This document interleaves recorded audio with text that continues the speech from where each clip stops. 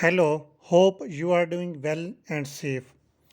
In last video uploaded on channel, I discussed the food loss and waste difference in terms of definition as per FSSC 22000 scheme.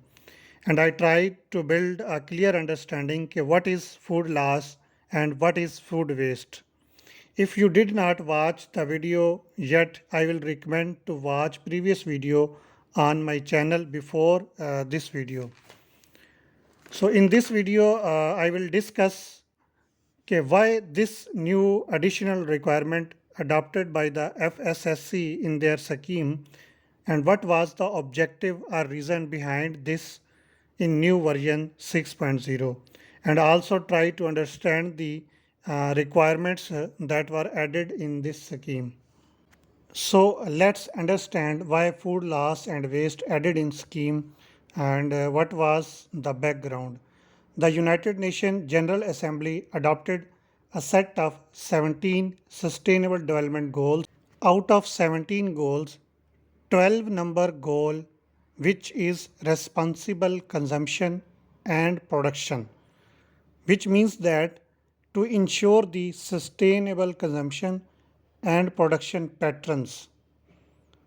So, what is the objective behind this goal, which is Sustainable Goal 12.3, which says that calls for halving per capita global food waste at the retail and consumer level and reducing the food losses along the production and supply chain by 2030.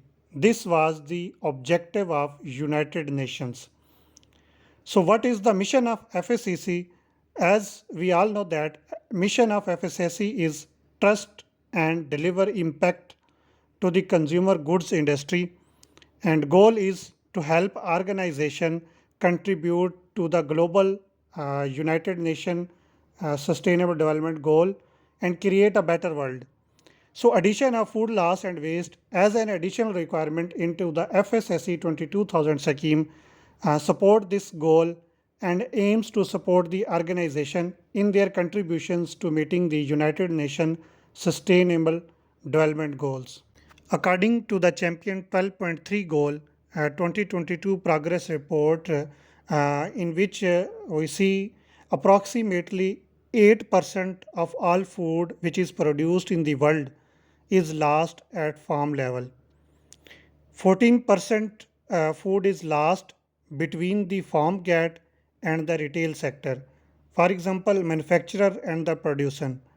And the 17% food is wasted at the retail, food service and household levels of the food supply chain.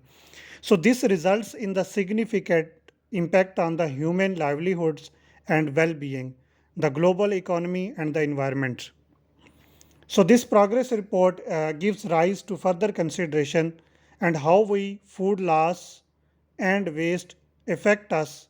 It affects us in terms of the food security, environment and economic cost. So reducing the food loss and waste therefore ultimately can save the money for farmers, companies and household. So feed more people by wasting less and reduce the burden on water, land and climate change.